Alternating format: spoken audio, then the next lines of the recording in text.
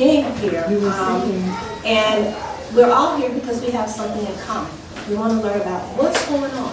What's going on with our children? What's going on as they're preparing to enter school? What's going on as when they get there? What do I do? What are the terms I need to know? So what I tried to do is put together a whole packet. So what you have, and I apologize that the first one is not in color, but my original was. I just tried to give you everything that I'm talking about so you can see it. And what my hope is, if you have a child who has a disability, that you will keep this and that you will make it a part of your file cabinet. Because with a child with a disability, what you will find is you're going to get lots and lots and lots of paper. A lot of it. More than you can. And understand that you as the parent, you are your child's best advocate. And as your child grows older, whether your child has a disability or not, you have to teach your children how to advocate for themselves. You're the advocate, and we have to teach them how to advocate. Okay? Okay? So I'm the type of presenter that I like for you to talk to. You have any questions? Chime in. You have a comment? Hey, just don't throw the chairs at me and we'll be all right. Okay? So don't look so serious because that's not who I am. So the first part, and I did give you a copy of my slides here. It says, my child is going to preschool. What am I going to do? What am I going to do? That's on that first page. But then on that second page, it says start with the end in mind. From high school and beyond. And so that's, you say, but this is my baby. My baby is only 2. My baby's only 3. My baby's only 4. What do you mean I have to think about high school? What do you mean I have to think about beyond? Well, guess what? We were once 2, 3, 4, and guess what? For some of us, for some of our parents, they didn't have some of the things, some of the knowledge, some of the things that we have at our disposal. And so whether your child has a disability or whether your child does not have a disability, guess what? We have the tools, and we have been given the job. We have been given the job to get our children to the next levels of their lives. Right? Okay. So that's what I want us to kind of focus on. We're going to go through everything in your packet at some point. So if you want to just listen, if you want to look, it's totally up to you. So in the early years, children are developing. They're developing cognitively, and they're getting those language skills. And so we have some awesome ladies here, our speech pathologists in the back. There they are, our speech pathologists. And what we have to remember is that we all work together. We collaborate, just not only as parents, as teachers, as occupational therapists, as speech pathologists. We are a team.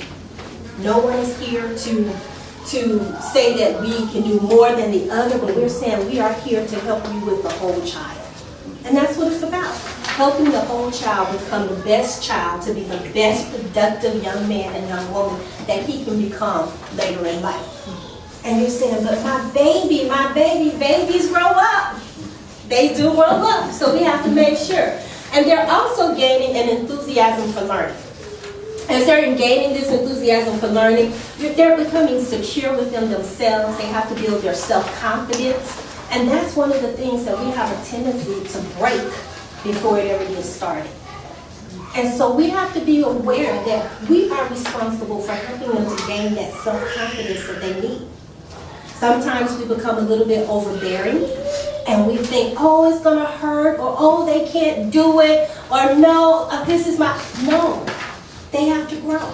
They have to experience. And what better way for them to do it is while they're in the care of you. While you're there, that if they fall, to say, you can do it. Because if we keep them at a point to say what they can't do, we'll never be able to find out really what they can do.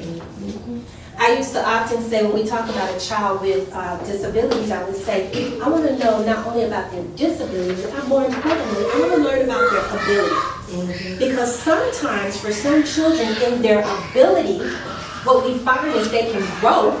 Who knows? They may be the best singer, the best artist, the best engineer, but they have a disability. When we go back and we look at artists, look at some of the people we see in the arts in terms of the music industry. On television, you have a lot of people with attention deficit hyperactivity disorder in the industry. You have some people, Tom Cruise I know is one who has dyslexia, if I'm correct. So, you know, he has a hard time. You have people with some speech impediments that they have gone through through the services, and they've had people to work with them so that they're able to communicate well now. Okay? So just know that we're working together as a team. And the regulation of behavior. We have to help them with behavior. Tell you a true story. I worked yesterday. I think for the last 2 days I probably worked so hard at doing no work that it's been unreal, okay? In other words, my plan was to go in and do all this paperwork. But that plan became behavior. I've never seen preschoolers show out so bad in pre-K. They got on my nerves looking at them, okay? And the parents said, well, he don't do that at home. Really? Let's think about it. This child is running around the room. This child is kicking others. This child is laying out on the floor. The mother's called on the telephone. When the mother's called on the telephone, the mother said, hey, let me speak to my child. And the child sit on the sofa like, she's not talking to me. The child never got up to go to the telephone and talk to the mom. But he don't do this at home.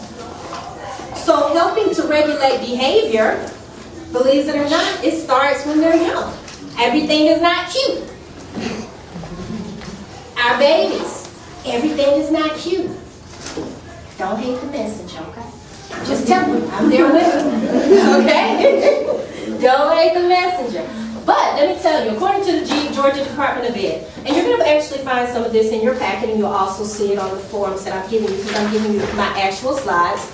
They talk about encouraging independence. We have to encourage independence, regardless to where they are. You're bringing them to occupational therapy. They're getting all of this great instruction. They're getting all of this great therapy. But if you take them home and don't continue to do what you're being instructed to do, guess what happens?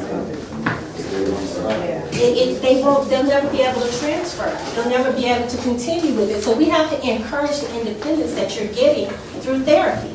The same thing when they're in speech-language pathology, when they're with her. We have to praise them for their efforts. That's not Harper, oh, she can't do it, but let's say, oh, you did such a great job. Let's try it again. Okay, praise them for their efforts. Encourage friendships. Encourage them. Okay, true story. And Siobhan, my daughter, will probably get upset with me. My son, I would have told anybody, you couldn't tell me he wasn't on the spectrum. Okay? This little boy used to like to play in the dirt and squish ants. Okay? All the time to look up. So I said, well, for me, because he was kind of into himself, he was perfectly okay lining up little cars and rocks in his room by himself. You know, just doing these odd things. And I'm like, something's wrong with my child. Lord, something wrong with my child. I had him tested. They say, oh, he's young. Oh, no, something wrong with my child. So as time went on and he was still enjoying squishing ants, I put him in soccer. Well, I have no clue about soccer. Okay? But I become a soccer coach. Wow. So I'm a soccer coach, teaching kids how to do the ball, and I have no clue about the sport, but it was something that he enjoyed. Then we tried flag football. He's still a little top. He enjoyed it. I tried t-ball. That was a disaster. Because now he could throw like nobody's business. But the problem, he would play in the grass and pick the little whatever he could find. So his attention wasn't focused on the sport, it was focused on the little whatever he could find in the grass. And we have to say, baby, ants gonna get you, move. Okay? So then I tried football. Well, the team is on that end and Joshua's on this end. And we have to say, Joshua, go, go. And he looking like wood. But he enjoyed soccer. And my daughter, she played basketball. He started to pick up basketball. Today, yes, my son has an IEP. He does have some processing deficits, but guess what? He's the same little boy that if some of you were sitting here, who has the girlfriend that he bought a card for him with Kit Kats, okay? And he's one of the leaders in the school. And sometimes you sit back and say, it's a blind leading the blind, but you're like, these are gifted kids following. Okay, all right, Jesus, okay. But he's picked up on his skills, and we've worked with him. And from last year being on a 5th grade reading level, having an IEP meeting this year at the beginning of the school year, they said, you know, he's almost on grade level. So I say that so if you have a child that's having some disabilities, that's having some difficulties, guess what? It's not the end, because as they grow and as you work with them, as we encourage them, as we teach independence, because his teachers are saying, you know, he advocates for himself. He comes and tells us, you're not giving us enough time, you're giving me enough time to do my test. I get extended time on my IEP.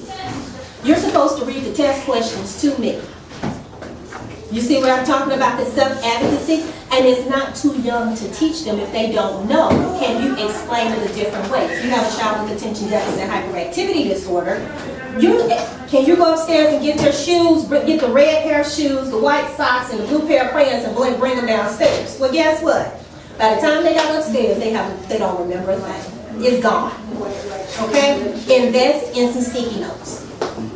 Really, invest in some sticky notes. Why? Because as you're investing in the sticky notes, you're teaching them to read.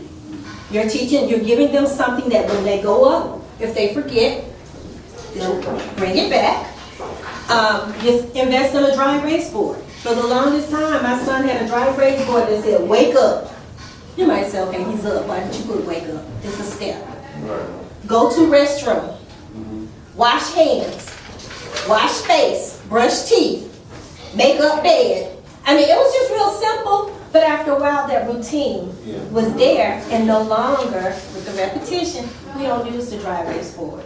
My whole point is when you encourage them, when you show them love, teach them that self-advocacy, they're going to develop various things. But you have to be consistent, and you have to keep them on a routine, especially in their younger years. Develop a routine, even if it's potty training. I have kids coming who are not trained to go to the restroom. Put them on a schedule. Just because they say they don't have to go, guess what? Who's the parent? Yes. And so as the parent, what do? You're going to the restroom. And you're going to sit here until you do something.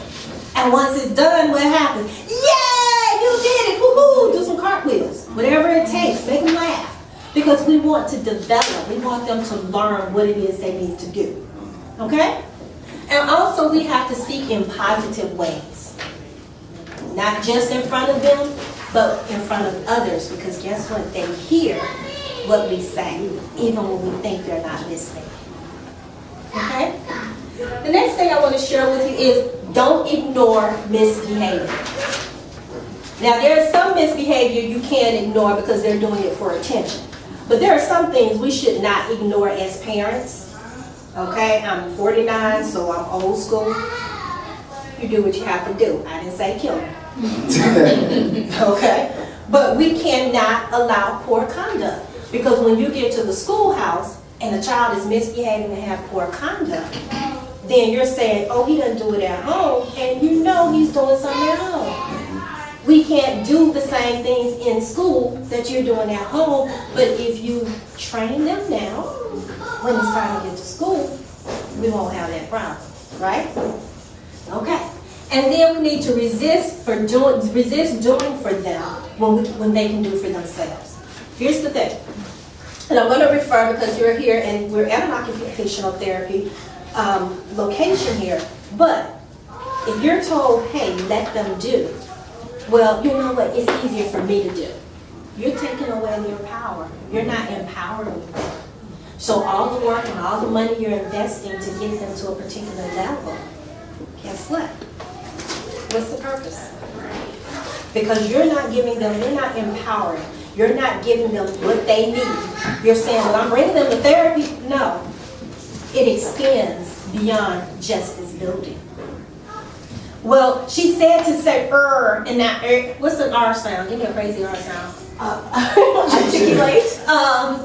Let's see. Revolutionary? What kind of R? Just something that a child would normally say wrong. Oh, God. Wabbit. Yeah. Wabbit. Okay, wabbit. And, you know, don't just stop and say, okay, they just say a wabbit, I'm fine. You know, if the therapist is saying, if the pathologist is saying, sir, rabbit. If they're saying turn off the television in the car, turn off the radio, and let's talk about run, rat, rabbit. You may say it's boring, I don't want to do this, it's getting on my nerves, but guess what? We have to keep the practice because when they get to school, you're gonna expect the teachers to do it. And, Damn, dude. okay, so, make sure you're talking to your child. Even when we can't understand, it is so cute. I have a kid who just entered my building, one of my buildings, and this baby has cochlear implants. And he's deaf. He's deaf, hard of hearing. He uses an iPad to communicate. He has speech. He has his own sign language that, they do commands, so that he has all these services. But it's so cute because when he's trying to talk, you have to listen real carefully. He has his own language. And some words you're like, huh? And so what I really appreciate is just in the short time I've had to become acquainted with his mom, she's very, she said, I recognize that if I die, when he gets younger, when he gets older, nobody's going to do what I am able to do. I've been trusted to raise this child, so I make him and I push him to say and to do. So you hear his language, but I understand because he was like, iPad. And so I also started modeling some of the things that I think he's trying to say and what I can't understand. His paraprofessional or the teacher will correct me. Okay? So make sure that we are having those conversations, trying to get that, increase that speech, making sure those words are said correctly, making sure we're communicating. Be aware of signs as they're entering preschool of bullying. You know your child. And if your child is refusing to go to school, is it because they want to be at home? Or is it because somebody's picking on them? So we have to make sure that you learn some of the signs of bullying. Is the child a very timid child? Is he talking about a child picking on him all the time? Guess what? You're paying him to go to school. Little Johnny came home and said, little Susie keep picking at him. Can you tell me what's going on? Where are they seated? Did you separate them? Find out. Have those positive communications with the teachers before you have negative. I promise you, if you come to me correct, I am more apt to help you and jump through some hurdles and go on the floors and everywhere else than I am if you come and you're just ready to kill me before you know what's happening. It's all in how we communicate. Okay? Also, I want to talk now about something called transition. So, your baby is on the way to school, preschool. Some of the things you should know: make sure that you have your birth certificates, make sure you have up-to-date immunizations, make sure you have your hearing and vision, because those are the things that will be important as far as your paperwork is concerned when it's time to go. They usually, I think now they ask for a copy of the Social Security cards. So make sure you have all of those things. And I would not give my last copies. I have too many people who give last copies. Keep a copy. Make sure you have your own copies and give the school a copy of the copy. Okay? Also, and I'm going to get into some of the other plans, and as I get into that, make sure even with IEPs, even with the family plans, make sure you have a copy and give the school a copy. Never give out your last.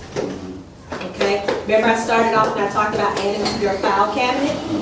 If you don't have a file cabinet, your baby's young, get your little portable, but as time goes on, get your little file cabinet. Keep up with that cabinet, because as time goes on, you're going to add to it, and you want to be able to look back to make sure the school is doing what they say they're doing. Okay? Make sure you take a notebook. It's okay. I'm just praising and saying yes. Yes. Okay, great. So I mentioned we're talking about transition. In the transition, you have Part C, which is, do I have any, no show of hands, you can just blink your eyes real fast. Babies can't wait. Anybody done anything with babies can't wait?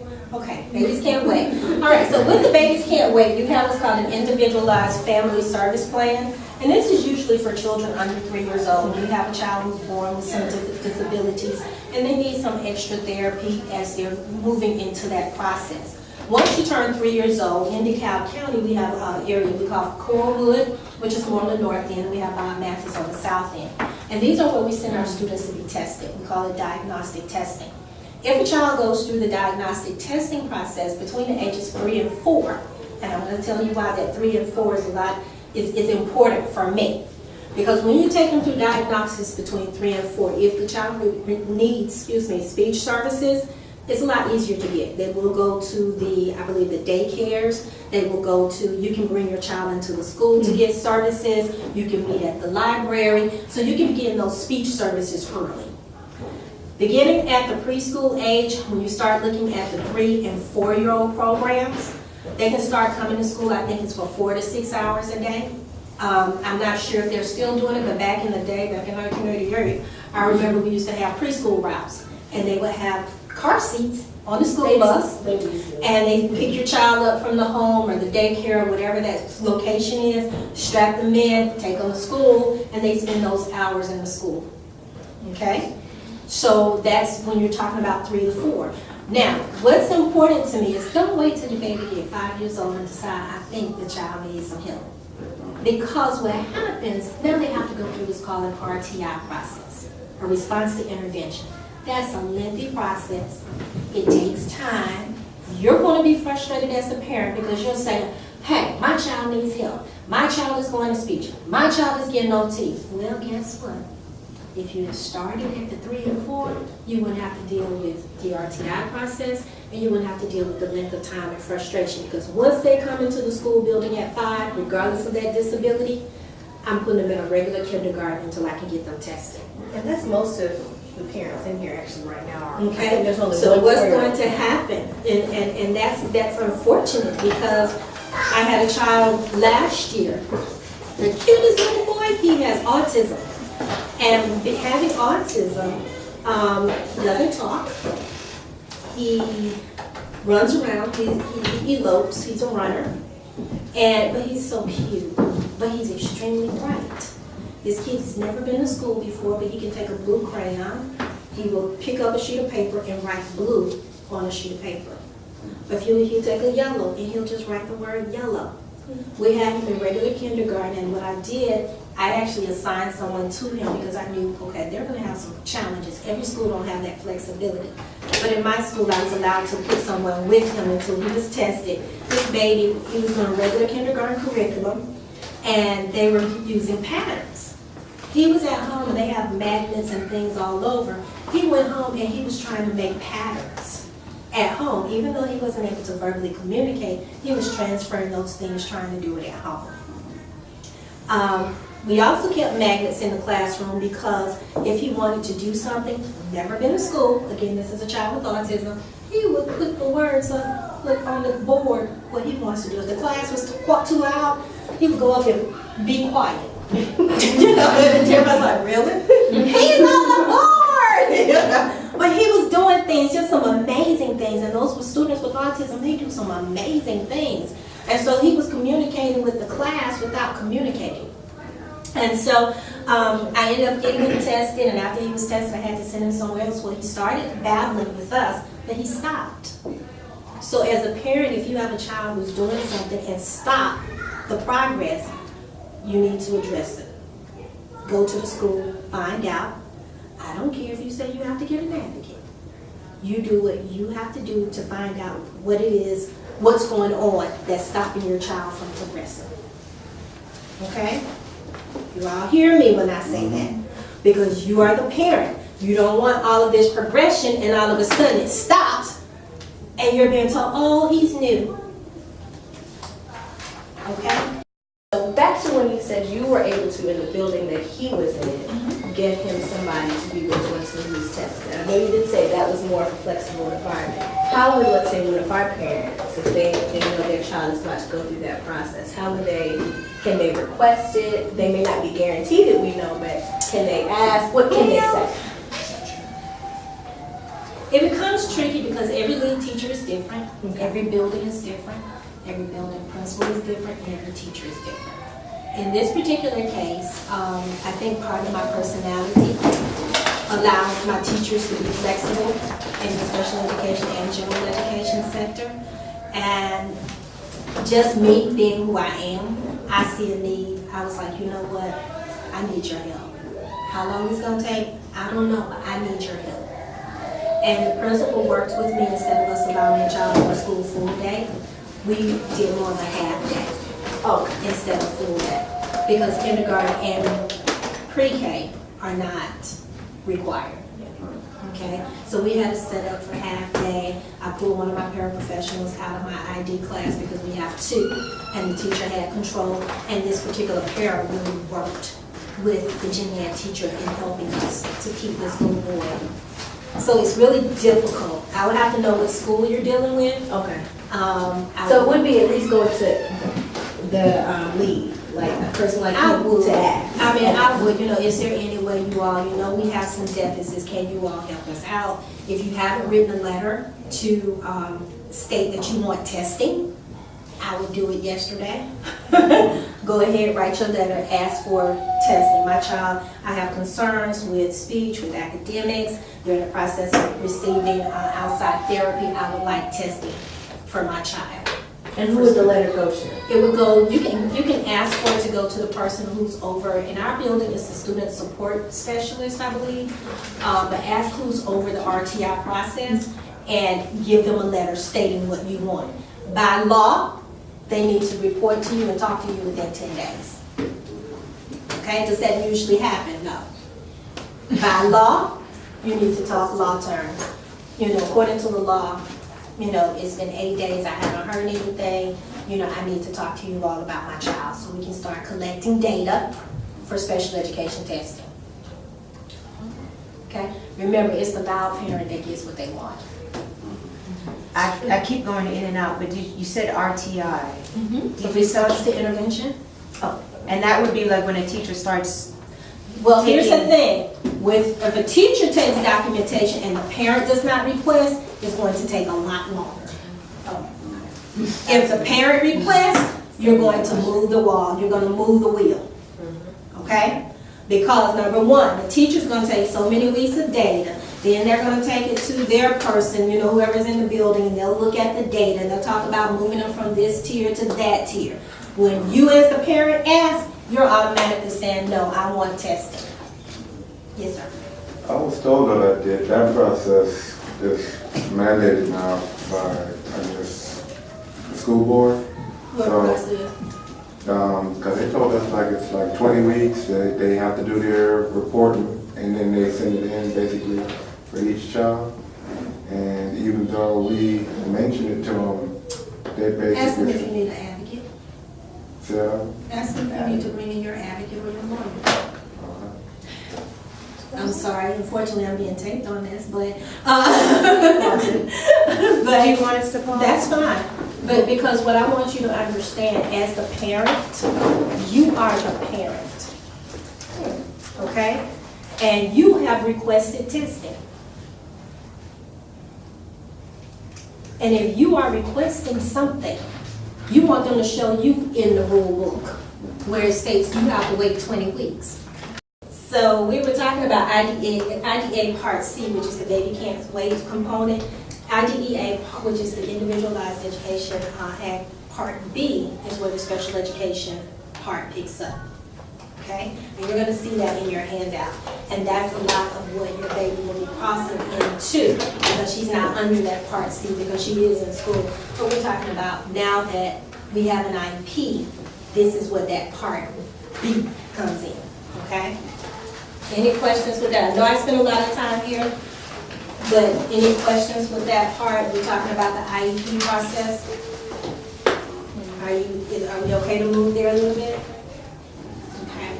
So as we prepare, some of the things, again, for those who may have children going into kindergarten, make sure you're working on their listening skills, following directions, counting, reading to your child, so that they can begin that process of reading because it's very, very important. Even in Europe, it's good to read out loud, believe it or not. Coloring, make sure they start learning their colors. Oh, what color was that sign? Maybe it was red. You're very good. That was a red stop sign. Begin that process. Even when you're riding in the car, I know sometimes our kids want us to, you just want to say, baby, just sit down, watch the video, play with the iPad. Let me tell you, I have a problem with that. The reason being is because in iPads and on television, you have a lot of those waves, right? The little bitty pixel waves and what have you. And what's happening, things are moving very quickly. So they become accustomed to those things. So when they get into the schoolhouse, what happens? Inattentive. They're inattentive It's not moving. because it's not moving fast enough, yet they're not getting the information fast enough, and there becomes a disconnect. Imbalance. And let me just plug in really quickly there. When it comes to tablet usage, be mindful of how long sustained usage is going on. So if you got it for them and they're using it, you got it for them, they're using it. But think about it if it's been an hour for their age that they've been staring at something. Break it up. Try to mix it up. Mix it up as much as you can. Cut it down 15 minutes at a time. And anything that you see them perform on the tablet, if they can, carry it over to real life. Because remember, with the tablet, you're missing all of those, all of the components of real life. Gravity, temperature, touch. They see it, but they're not engaging with it in the same way as if they were even touching on a chalkboard or seeing the color come out. And so they've missed that information in their brain. So they just have the visual information, but they don't know how something touches, how it touches, how it feels, or anything else. Now, for the sake, because I know what we're doing here, I want to touch a little bit on that RTI when I was talking about the response to intervention. In some cases, and the reason why I want to just say it for the sake of what we're doing today, the teacher in some cases will see that there's a need and they'll begin their documentation process. And then as they're doing their documentation process, there's another part to it. Sometimes it's the parent. In your case, it's you. You say, hey, there's a need. And so it's interesting, we have both dynamics here. We have one parent who says, hey, my child's teacher saw this and started the process. You as the parent in here, you say, hey, there's a need. We're starting the process. Either way is leading us to the response to intervention process. Okay? During that process, they're taking data and they're doing the interventions with the children. That means they're pulling them either into a small group or one-to-one so that they can work on the deficit area to collect data. Okay? As they're collecting data, then what happens is you come back to the table to find out with your psychologist, with your lead, with the general education teacher, as well as the person who's over the response to intervention. You're talking about the data, what was taking place, talk about attention, we talk about, the gains, the strengths, the weaknesses, we talk about all of those things, okay?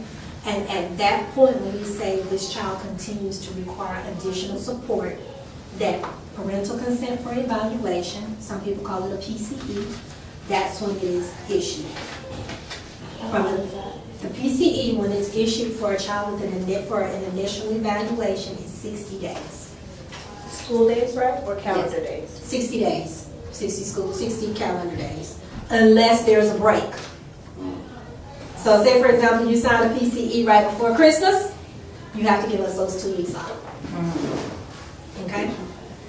So we don't test on, those days don't count against us if ever there's a long break. Do they ever send home like an evaluation for the parents to fill out? Yes, they do. But what will happen if sometimes they'll ask for you to fill out forms, they'll ask the teacher to fill out forms, they'll ask questions regarding milestones. If your child was able to, when did they start walking, crawling, sitting up, they'll ask those developmental questions as well. Okay? What I want you to know, when you're dealing with evaluations, there are two types. You have your private evaluation and you have your school evaluation. Why is this important? Private doctors, your psychologists and psychiatrists, they diagnose.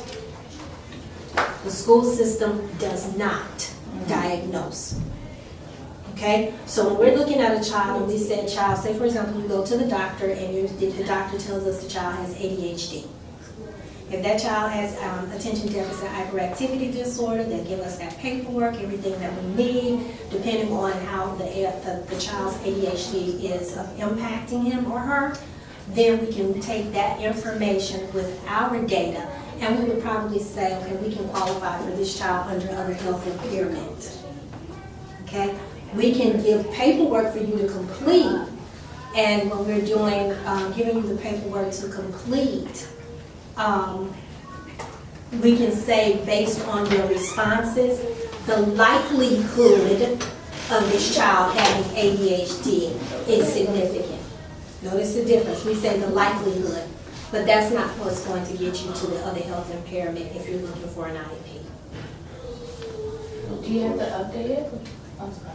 The medical impairment form? No, like if you went to get your child tested and they said that, you know, he has autism or whatever, do you, and that was, like, we took and he got it, but he was going on 3, and he hasn't been back since. Do you need to update it I and mean, go? periodically, but I wouldn't now, because it's not going to show anything probably different now. Okay. Usually when you get to the eligibility part of it, we actually are required by law to review the eligibility to decide whether or not additional testing is needed every 3 years.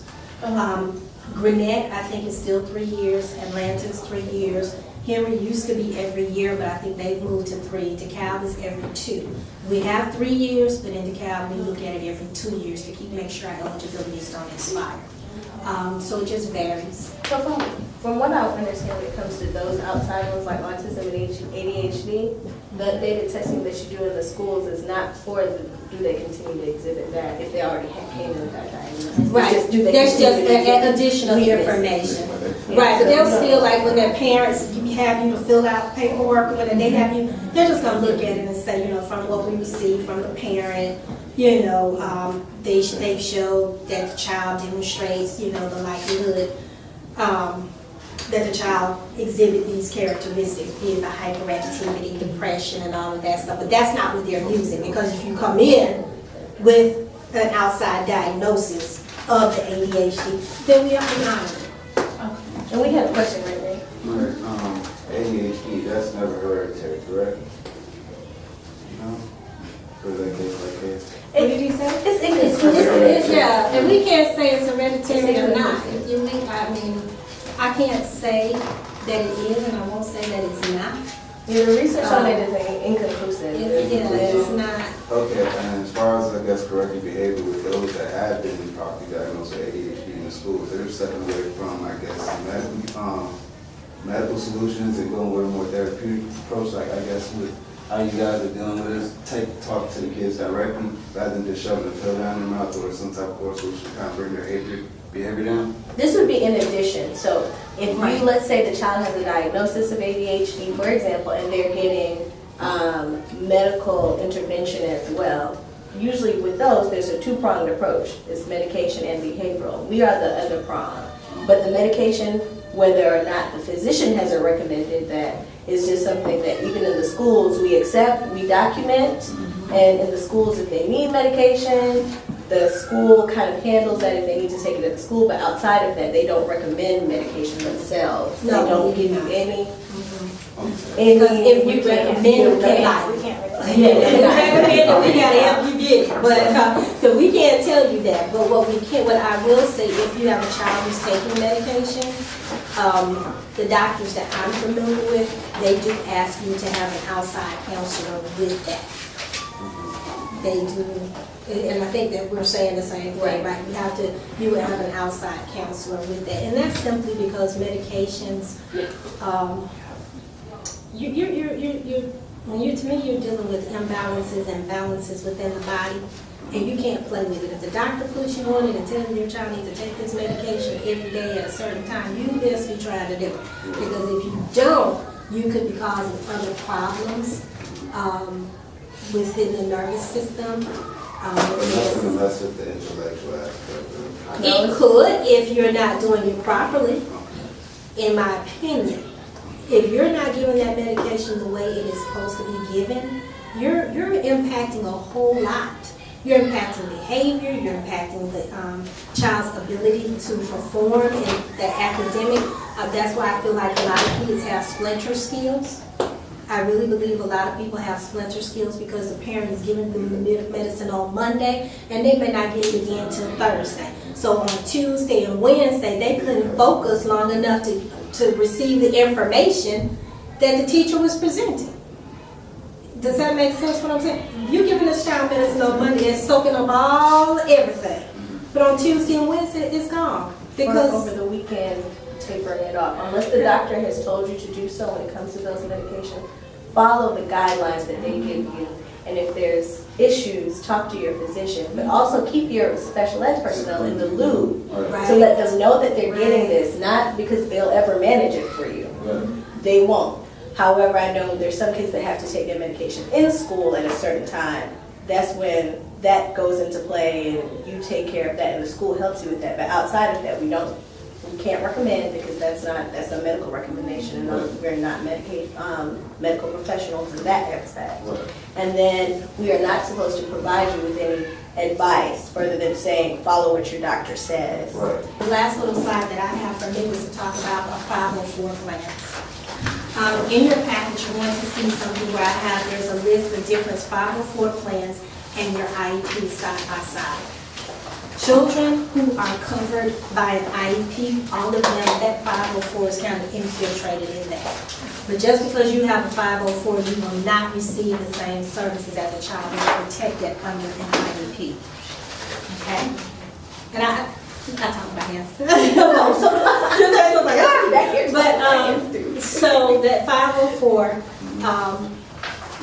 typically you don't get the same accommodations. You really don't. I think you're limited to small group, you may be limited to extended time. Because my understanding, they don't get the test questions read aloud. They don't get, if there's a need for them to be in a classroom with supportive instruction where there's a paraprofessional in the room, that's something that you don't have the privilege of receiving. If you need to be pulled out, that's something you don't have the privilege of receiving if you're under a 504. Okay? So that 504 is basically that general education component. It's the general education component to assist our students. Okay, does that make sense? And the IEP is special. It's special education. Okay? So what I want us to do is, I know I gave you a lot of paperwork. I want us to go through it, talk about it. If you have any questions, I want you to make sure that you feel thoroughly comfortable to be able to advocate for yourself, for your child. One of the papers that I gave you is called, all of this is pretty much from the state board, so you don't have to copy it off. I went through and did it. It's 31 pages. And these are your eligibility determinations and categories. In your case, it's going to be, I had them to copy it front and back, okay? This tells you all 13. Notice here, we have it here, it looks like this.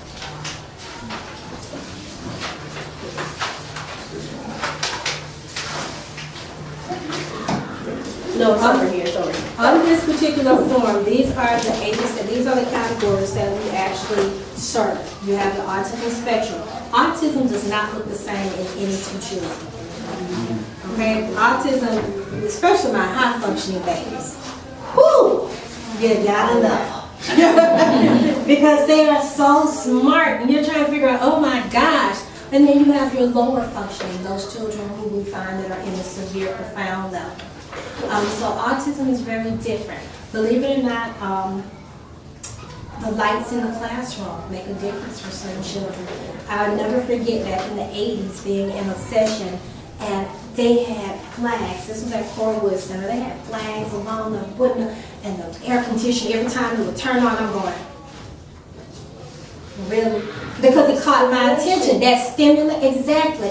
And then they had clocks, because I guess they were trying to show us different, things to use. And it was driving me crazy hearing the tick, tick, tick, tick to the clocks on the stage. Then I'm looking up at the lights going, and I'm not autistic. So I think. And so if you can imagine that stimulation was bothering me, it's worse for a child with autism. It's very, very, they are very sensitive to it. So we have to be mindful if you have a student with autism, don't get mad if they are doing something with because the curtains are flapping or the color is too stimulating. We have to learn and adjust to them. Okay? They're very different, very bright.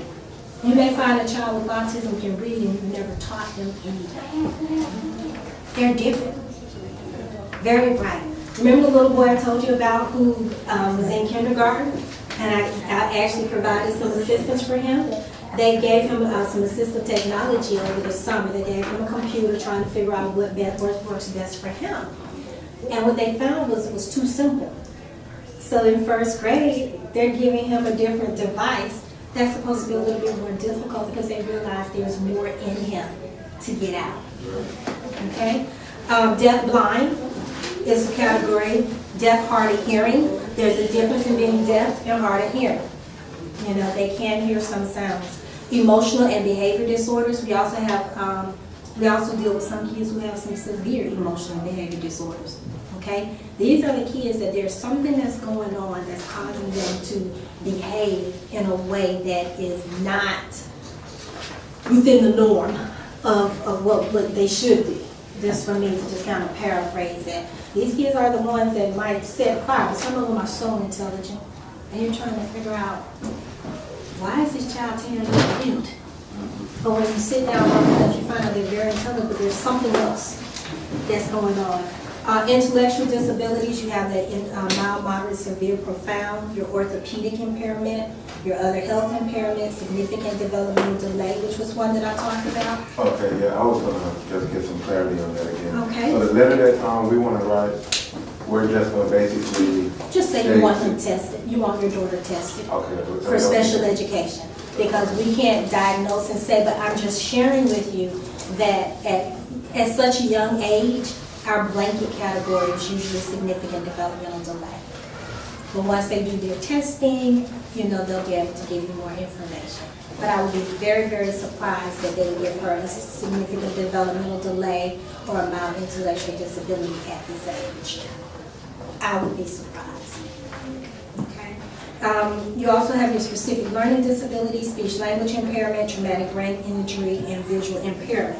Now, if you notice, this is pretty extensive here. So when you go through, like in your case with the significant developmental delay, you'll be able to find it in here and you'll be able to read on the criteria for it in order to be a student to be considered as eligible.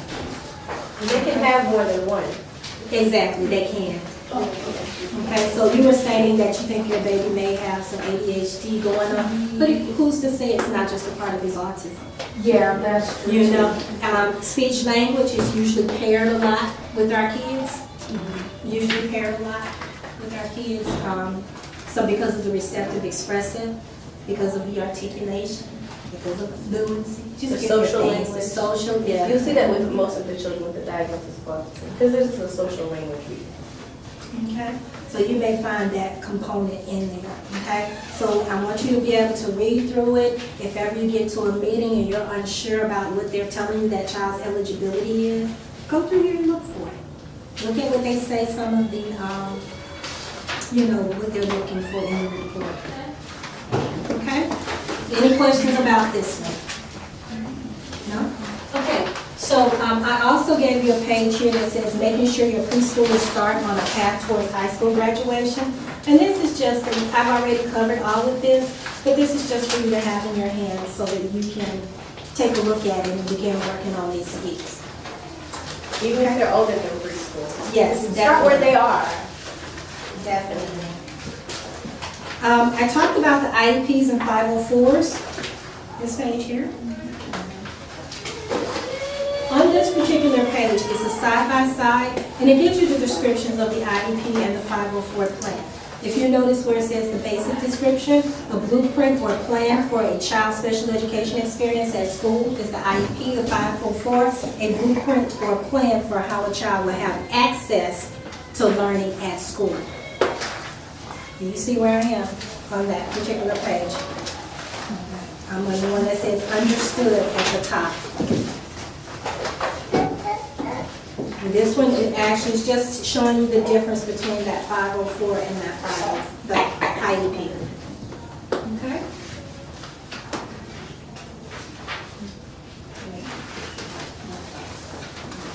Look down, if you're looking at, let's look at the third one where it says what law applies. It says the Individuals with Disabilities Education Act. This is a federal special education law for children with disabilities. Now look at it, it said 504, Section 504 of the Rehabilitation Act of 1973. This is a federal civil rights law to stop discrimination against people with disabilities. I have a teacher. She has severe asthma, and she has to wear tennis shoes. She has a 504 plan. Okay? where she came from. They told her she had to keep her medicine in the nurse's clinic in my building. My principal said, no, you keep your backpack with you, because if the nurse is not here and the clinic is locked, and you have an asthma attack, and you have nebulizers and inhalers and all of this good stuff, we don't want to be that type of responsible. So this particular teacher has to walk around with a backpack. But she also has a 504 because of whatever's wrong with her feet, so that she can wear tennis shoes every day. So that would be for us. If something is wrong, you would have a 504. Think about an adult Yes. in the school. So you do have that. You have a fact sheet here, evaluations to determine if a child is eligible for special education. And I think since you're going through the process, I think you should be very familiar with this. Okay? The one that says evaluations to determine. This deals with initial evaluation. Okay? So become familiar with what's going on this. Okay?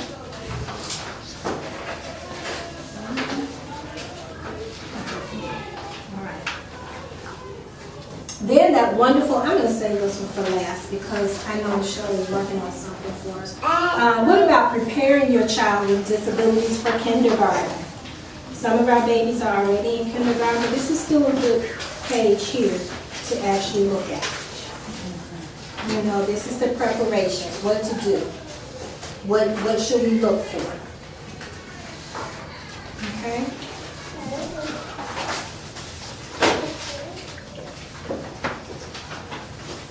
And of course, I gave you a copy of the little handout, my little cheat sheet that I have over here on my computer. That's what it says, my cheat sheet. And so our two biggies, and if Michelle is ready for us to talk about the IEP, she has those ready. If you notice, I gave you a couple things here. This is the parental rights. Okay? I copied this from the DOE. If you go to Gwinnett, they're going to give you one, and they'll have their stamp on it. It looks like, oh, they came up with parental rights. No, they got it from the DOE. Okay, the Department of Ed. And also, what you'll find if you come to DeKalb, we're going to have our people's name on it. But it's all the same.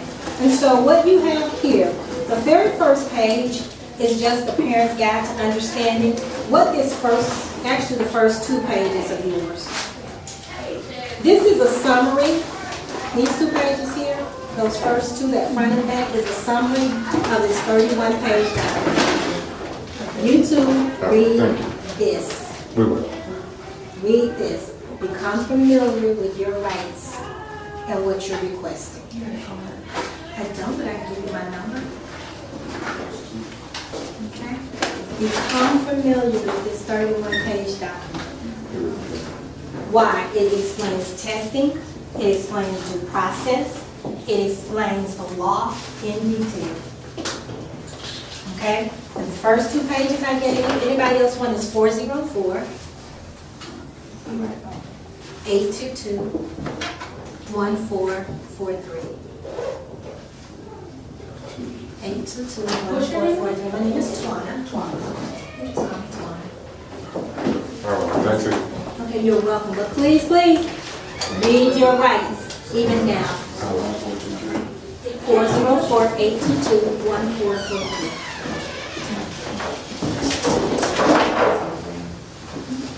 So, I'm going to actually just look over the overview as opposed to the 31-page document that's attached. Okay? We're going to look at the overview real quick. Because if we look, we can go in detail and we can say, boom. All right, so records. Under the section of records, you have the right to look at your child's education records. You may also have the records interpreted or explained to you. You can request to have something in the record changed or removed if you feel it should not be in your child's record. You have the right to add information, comments, or data, or any other relevant written materials to your child's record, and you may ask for and receive copies of the IEP, the Individualized Education Program, from your child's teacher from the school district. Okay? Notice under confidentiality, you are protected. That confidentiality, your child's educational records are private. If you are in the grocery store, and your child's teacher is on the next aisle, and you hear your baby's name because your child's teacher's talking about your child in public and you happen to hear it, they have some problems. That's confidentiality. That's just like me coming to you guys, you all are my therapists, because I need some psychological counseling, and I hear you talking about my business in the street. We got some problems, okay? Okay, so your child's, it's under FERPA. You know, we're protected. You cannot do that. That's confidentiality. Technically, your teacher should not have your child's records just sitting out for anybody to see. Okay? Independent evaluations. Remember I talked about you have the right to have an independent evaluation, and if you do, please share it with the school so that it can become a part of the child's records. For me, whenever my son has an psychological, I always do private sites. I do that simply because I'm just crazy like that. I make the school do the academic part, but I do the other because he has done medication before.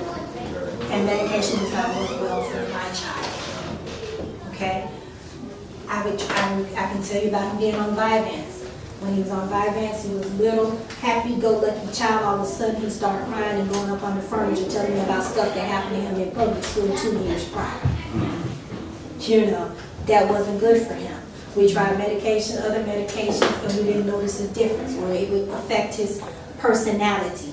As a matter of fact, this year, my son even asked, the doctor said, do you want to try medicine, another medication? He said, yes. We tried it for maybe a week. My daughter said, Mom, I don't like how it's making my brother act. My son would come home, and I think the medication was lasting 2 or 3 days as opposed to 1 day. His personality was different, and when we talked about it, he said, Mom, I felt angry. I just wanted to hit people. I didn't like people would say stuff and it would make me mad. Okay? So he came off, and I recently had an IEP meeting for him because I wanted to go over some things. I wasn't quite happy with the teacher, and all the teachers said, you know, his personality is a lot better since the beginning of the school year. At the beginning of the school, he was so angry. So remember we was talking about combining that therapeutic, the counseling with the medication? Because for him it didn't work, and now his grades are increasing, his reading level is going up, but we did try. It just didn't work for him. And so I have to make sure that what the school can't do, I do. Okay? And some insurance pay for it and some don't. So I'm just going to throw it out there. In the case of your baby being autism, you may not need to, constantly have tests, because you know that we have autism. We just need to learn how to work with it, how to know what to do. You may just had it. You may want to wait till 5th grade before going to middle school. And you would probably be doing it more for information. But get him involved in activities, especially high functioning. Okay. Get him involved in but he did not. What did I tell you? Yeah, he did not Okay. like. I've been saying soccer, so I think he would like soccer. 'Cause And he likes become to a soccer run, mom. so- Become the soccer dad. Get on the field. Yep. Now, what did I tell you? Did I know anything There about we go. soccer? No. Okay, but I got out there, and everybody's like, oh, that's Joshua's mom. Yeah. I didn't know a clue. All they could do was run at 5 years How old. old is your baby? He's 5. Yeah, put him in He's soccer. 5. Let him try it. Yeah. Because like I said, for me, T-ball was not the answer. He literally was picking grass, okay, or playing with ants. What normal kid play with an ant? We're ant out here. But my child would do stuff, sit outside for hours. He would line up rocks. And so what into his cars. Yeah, with his car or his animals. Yes. He loves animals. But- He'll make his whole little safari, and if you mess it up, you better watch out because But he's if- gonna be very upset. Give him a socialization. And really, really push that socialization. Because you never know. You never know. Provide that socialization. And get him, even if it's singing, I tried piano, that didn't work. He loves music. But here's, I'm and audio he- engineer, so you see, let me tell you, this is my story. My son, he was taking piano lessons. She would teach him certain things, and he would want me to go home and sit down at the piano. Mama didn't want to take piano lessons. This is your child. So we didn't practice. But we would go to piano lesson the next time, a week later, without practice, and he would play it perfectly. Ray would be good because he got his memory. And that's what he remembered the fingering. So she said, well, let me teach him how to play a song by ear. He would remember the fingering. And she's like, oh, Joshua, you did so good. I'm so proud of you. You've been practicing. And I'm sitting in the other room going, oh, yes. So, really work on those skills. Singing, Joshua could, when he was little, the teacher said he had perfect pitch. My son will not sing a lick. He would literally, and you could make a, you could sing, oh, and he would hit the key. Or she would hit a key, and he could perfectly do it. But he refuses to sing. So really, if you have a child with autism, really work on it. If you have a child with ADHD, multiple things at one time. They're so good at everything, that ADHD, they're so good at everything in a lot of cases that they can't focus on anything. Really. I mean, and that's, I had a computer technician to come to my house some years ago, and he said, I was in special classes. He said, it's just that so many things are going through my brain that I can't stay focused, and that's why they kept me in special classes, but I'm doing well. He said, because I'll be thinking about this while this is going on. And it's like he's not doing anything well, because it's just so much. But they're so smart. Right. They focus on what they want to focus on. Right. Okay? So I got on my team. So that's why I do the independent evaluation. Okay? Is it required? No. It's not. The school has the burden of making sure that we test academically to keep you informed. Okay? Notice and parent participation. You call the shots, parents.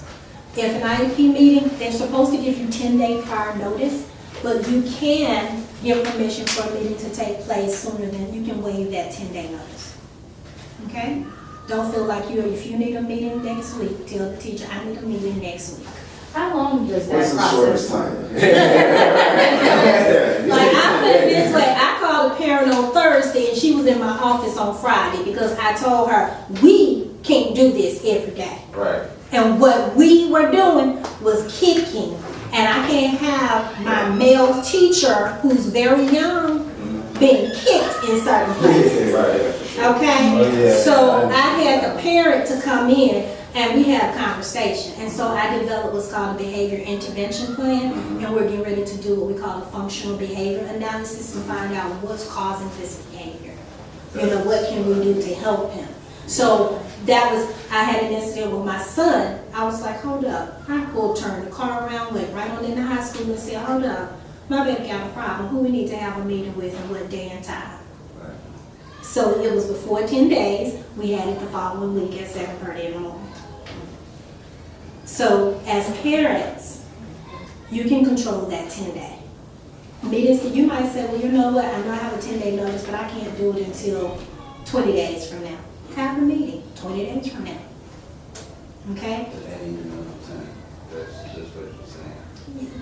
10 is by law, but you don't have to take the whole 10. You're the parent. All right, so if I told them I need 2 days in advance, can I give them an early one? You can tell them, okay, I want to give you can call a meeting. The teacher don't have to call an IEP meeting.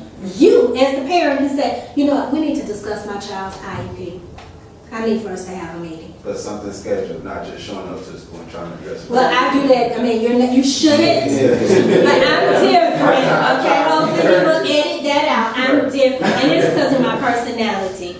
It's just because of my personality. If a parent comes to me and say, hey, we have a problem and I have some time, even if I don't, I tend to drop what I'm doing to help that parent that comes in my building. Because if you take the time to come in, I take the time to hear you. But that's because of my personality. And I think that's what's really going to get my parents when they find out that I'm leaving, because they're used to being able to call me. I give my phone number. They call me at home. I had a teacher, one of my autistic babies.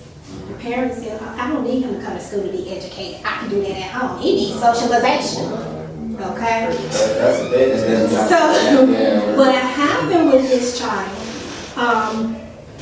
last year was an okay year, but every child in his grouping, those children are non-readers. He can read, but he doesn't have socialization, and his attention is everywhere. Right. So you might say the ADHD. So at the end of last year, I called him, Mama, and said, look, I need to talk to you. Now, your baby is asleep, but he can read. And the teachers I have doing my co-teaching are excellent.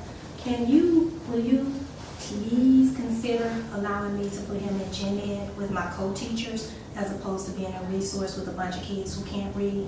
Because at the end of the day, he's not getting the socialization, even though you want him to come to school, and he's really not getting what he needs. This past Thursday, I got a text from a teacher said, "Girl, my baby," I'm telling her because she's real country, so I know how she said it. Because this is exactly how she said it the next day. "Girl, our baby, I gave him assignment on grade level. He made 100 all by himself, and he said, 'Miss Jones, I'm so happy I did it by myself.'" That's exactly how she said it the next day, which was Friday. Thursday, when I received the text message, I called the parent. It was like 8:30 at night. And I called the parents. I said, "Hey, how you doing?" She was like, "Hi, how you doing, Miss Morgan?" I said, "I'm good." I said, "I got a text message from Miss Jones." And I just started talking to her about the text message. She said, "I know." And I was so surprised. And he did some homework here, and he did the same thing at home. She said, "I'm so happy you did what you did. I'm so glad you made me move him into that co-teaching class because he's doing things that we didn't think he could do." You see? But that was me. You know, I can't say the next person that come behind me is going to have that same care. So this was at 8:30 at night. I'm used to my parents calling me, so I called her. And she was excited to get the call. You know, her lead teacher, this person who has no contact. You know, did you have her? The what? Yep. Okay. And so that same person, just gonna, did you want me to, okay. So just to show them, right. Okay. And so today, I just wanted to share that when you started talking about, you know, that contact, that notice, you know, so I'm used to those parents. I'll stand in the parking lot. As a matter of fact, I did this Friday too, 30 minutes in the parking lot. Parent, she was like, "Oh, I was so scared," and I stood in 30 minutes in the parking lot letting her know that her child is going to be okay. He's going to be fine. This is what happened. This is why the parent wasn't here, because this is what happened with transportation. I'm very transparent, and that's something that you don't always find. So if you find that, make sure you're open with that teacher, okay? Quick, we have the evaluation procedures. We talked about that, the least restrictive environment. You don't want to put your child in an environment that's going to be very restrictive. In that case, if I make that child stay in a resource setting, as opposed to trying co-teaching, he's going to be in a setting with kids who can read. You see the difference? So I wanted him to be in a least restrictive environment, and he's growing. The surrogate parents, this is usually foster care. You have something about complaints, mediation, consent, private school placement, discipline, and contact. Okay? So be familiar. This is just an overview, but I want you guys to take time as a family and read those laws so you know them. Okay, so we're going to become real small group real quick. This is what an IEP used to look like. Okay? I have to. You have one too? Okay, so this is what one used to look like. It's gonna have your date, the purpose of the meeting. We do have amendments, but this one here is an annual review. They have a student's ID number and their student number. The student's eligibility categories, the primary and the other, and their grades. The next part of it, these are people who are required, should I say, they're required attendance. Here, they normally put down any type of testing information. So remember I was talking to the other person, I was talking about the developmental stuff? That's all that is. Trying to find out this child, when I look at this, the baby is 78, 76, they're in the low category. Yet they have a standard score of 102. They don't have any English speech, no problems. Communication is a 53, that's relatively low. So they're gonna have some problems there, and then you look at your cognitive. So just that little average. So that baby is going to pretty much fall in there. Now let me tell you about a child with autism. Children with autism IQ scores sometimes tend to be relatively lower than what they really, how they perform. Exactly. Familiar with the tester. Yeah. So don't get scared when if you have a child with autism. Hey, I had a quick question. Yeah. So, based on the concern of my daughter, and based on the fact that her home school is open, I can't think of the name. Oakville. Should I let Ivy Prep proceed with the IEP? If you want her there, yes. And Make them do what they have to do for your child. so I guess my question really is, should I proceed with with Ivy Prep administering the IEP, then pull her out and send her to a homeschool since this parent my child is considered high functioning, and her school, Brayton School, seems to be more aware and working with him versus just letting her stay there. Now, this is my experience, okay, because I also work, I have more than one school. I have a traditional school and I have a theme school. Your theme schools, your charter schools, a lot of times they work on a faster pace, and the rigor is a lot different from your traditional public elementary schools. And it's not to say that they're necessarily better. They're just working on a different pace. And so it's totally up to you. Prime example, I have a student now whose parents brought this child to the theme school. The child is not intellectual to say, he's not working on the 4th grade level. He can't even keep up. But because a parent thinks that we can do wonders at this school that we can't do, he's still there. And but he's not, it's not that he's working on the 4th grade level because he's still working on 1st and 2nd. So I say that to say that if you like your school and you want her to continue there and you want to make the school do what they need to do, then keep her there if that's where you're happy and where she's happy. But it doesn't take away from the regular public school because in, what's your name, Mom? Tonight. In Miss Tania's case, she loves her teacher.